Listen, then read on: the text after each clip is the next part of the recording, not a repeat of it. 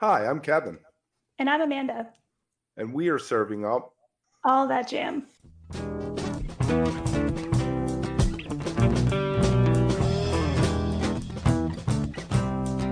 All That Jam, Quick Hit. Kitchen Dweller Shawn Swain on Seven Devils. So you have a new one coming out. What do you have a name for the new one yet? The new album is called Seven Devils, and Okay. it comes out here on March 1st. And we've got three singles out right now.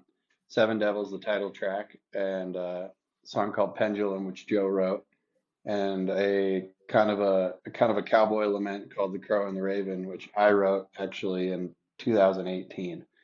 Okay, And I nice. just kind of held on to it to myself for a while. But those are the three tracks out you can check out right now. And then, yeah, the rest of the album is March 1st. What is your creative process generally, and did it change from the last album to this one? Yeah, so typically in the history of the band, somebody will come up with a complete song and they'll bring it to the band and we'll learn how to play it. And we started a little bit to change that a little bit with Wise River, where somebody would come together with a mostly complete song, and we'd get together for some time before the studio, and we'd craft it together, and we worked on that a little bit with Wise River, but for Seven Devils, what we did differently is that most of these songs were just little bits and pieces and fragments of songs, or like something that somebody had sitting on for quite a while.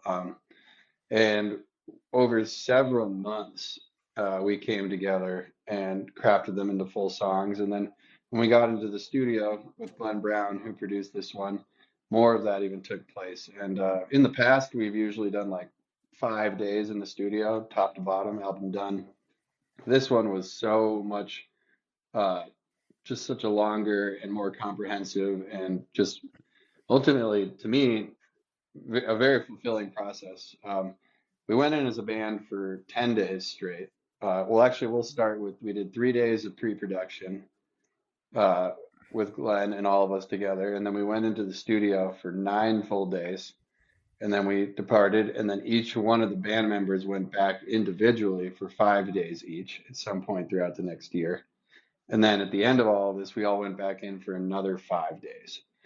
So the amount of studio time that went into this one is far and away beyond anything that we had attempted or done before. Which studio were you in? We were in Glenn Brown's personal studio in Lansing, Michigan. And it's just a small little space full of tons of one of a kind and super insanely important and special gear. And just the vibe on it, there's with all the stuff that he's gotten in there that he's collected over his career, there's really nowhere you can get distracted and sit down and rest. Like you kind of just go for it from morning till, we don't like to work super late in the studio, but it'll be about 8 a.m. till 10 p.m. every day.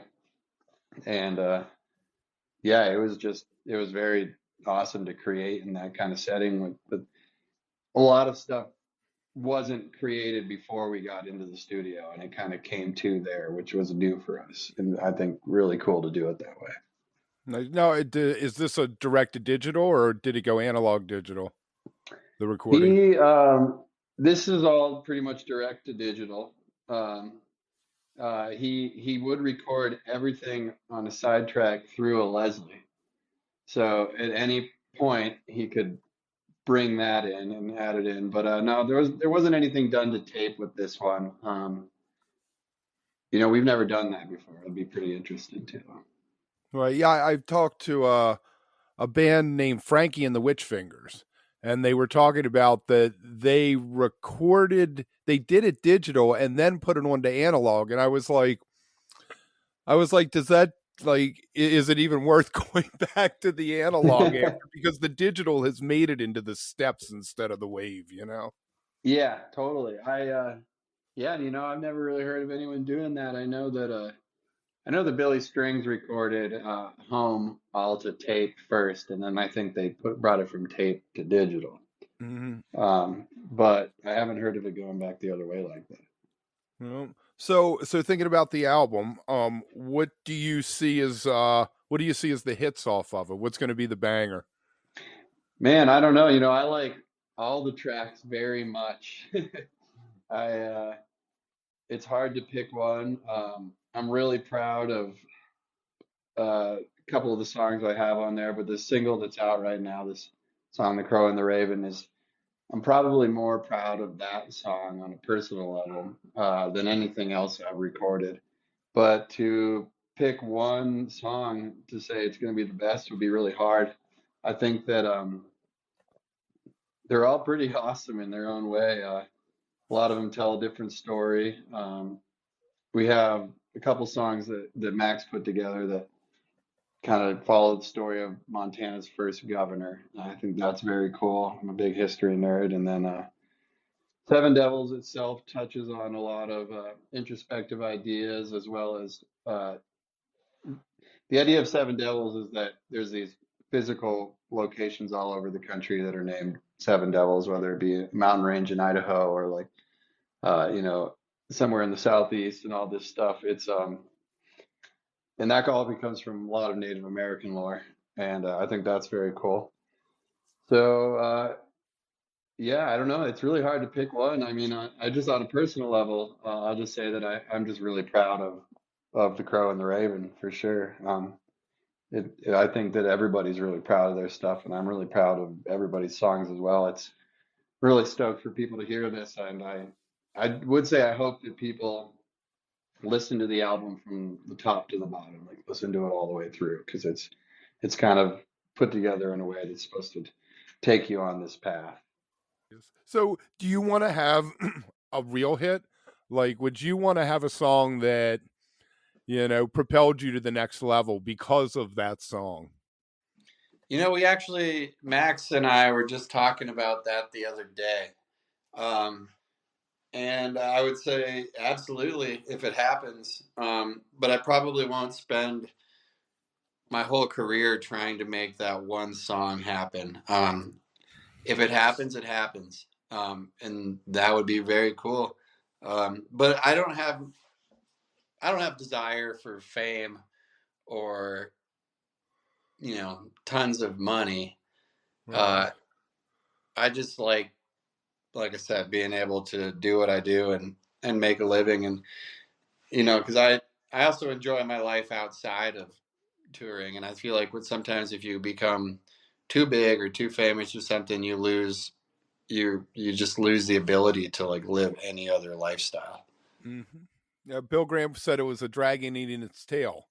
That you start selling out the small club, you got to move to the bigger club, so you got to get more gear and hire more people. Then you move to the next level, and before you know it, you're stuck at a stadium. He was talking about Yeah, the Grateful Dead, and you don't want to be there. That's not what you want to be doing. that's true. I mean, Garcia thought that that level of performance kind of made the music into a cartoon. Mm-hmm. So I can resonate with that. Right. I always say if he could have broken up the Grateful Dead after Brent died, Garcia probably would have had another 10, 15 years past when he died. Yeah, I think there's probably something to be said for that. And he's also somebody at the same time that had a hard time slowing down. The Dead would take time off and he would go on the road for a year straight. And so but the music is what made him the happiest. Yeah, him and Grisman there. That was some of my favorite stuff. Yep, I'm pretty much down to the wire on his life, and you can hear in those tapes that he was just truly ecstatic about playing that. Right. Yeah, and the one with Tony Rice, what they call the pizza tapes. Of That was course. Rice and Grisman, and Yeah. God, I love Tony Rice. Oh man, he was the greatest flat picker, pretty much, I'd say. And also, like, well, beyond just flat picking, he brought a lot of jazz elements into bluegrass that people had not done before. And the voice, him singing Gordon Lightfoot songs is better than Gordon Lightfoot singing Gordon Lightfoot Yeah, songs. he was made for it. Yep, and Norman Blake stuff too. Yeah. I have a tape of it's a workshop from Merlefest, and it's Doc Watson and Tony Rice, and it's like 40 minutes. They play 5 songs, and the rest of it's them just talking and making fun of each other. And Doc's like, Tony sure can pick the snot out that thing, can't he? He really could. He throws in those flat thirds and stuff that other guitar players just weren't doing. And sometimes you're like listening to it, you're like, this is pure chaos that I'm hearing. But at the same time, it's very intentional. Right. Yeah. And I remember it's hard to play music that way. a buddy of mine stuck the song "Me and My Guitar," which is the long track off that album, is a filler on a Grateful Dead tape when I was 16, and I was like, "What is this?" You're like, "This is crazy." There's almost nothing like it. Right. Exactly. That's funny. Hilarious. Yeah, he's a good guy. So what else can we the album's coming out. You have the tour coming up now. Can we look a little further out? Yeah, I think so. We got some cool stuff that we've got announced that's coming up this summer. We're really looking forward to.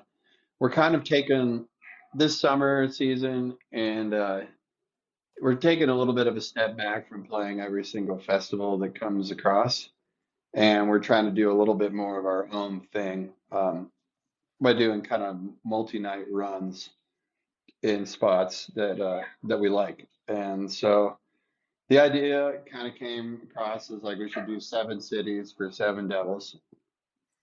And I think ultimately maybe 7 didn't come to fruition, but we are slated to do 2 nights in a row in Buena Vista, Colorado, outside in town, which will be really fun. And then we go up and do 3 nights at the Mishawaka Amphitheater in Colorado, all our own stuff. And not that I don't love festivals, but there's just something so gratifying, especially for that community that we're talking about, to go hold these events and everybody is there for this kind of unified, it's a collective soul, really. And I'm just really excited to travel that way this summer a little bit more, playing for ourselves rather than trying to win over a massive audience that is already at the festival. It just feels more like home everywhere you're at, I would say.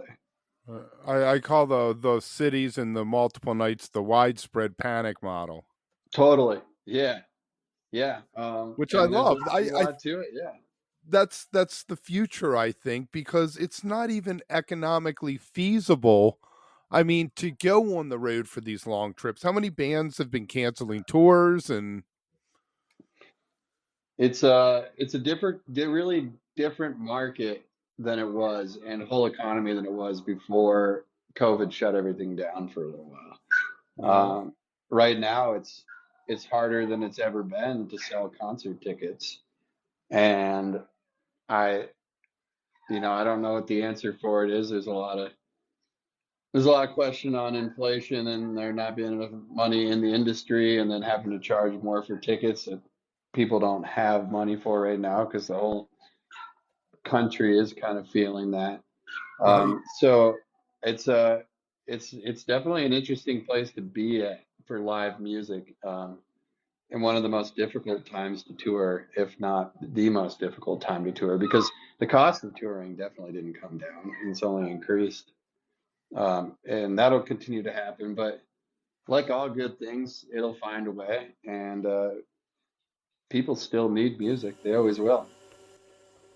If you are enjoying All That Jam, please like and subscribe to our social media channels at All That Jam Pod on Twitter, Instagram, and Facebook, or visit our website, allthatjampod.com. Make sure to sign up for our email list and tune in every week for new episodes. also, look for full interviews on our YouTube channel. And remember, stay beautiful, but don't stay underground too long.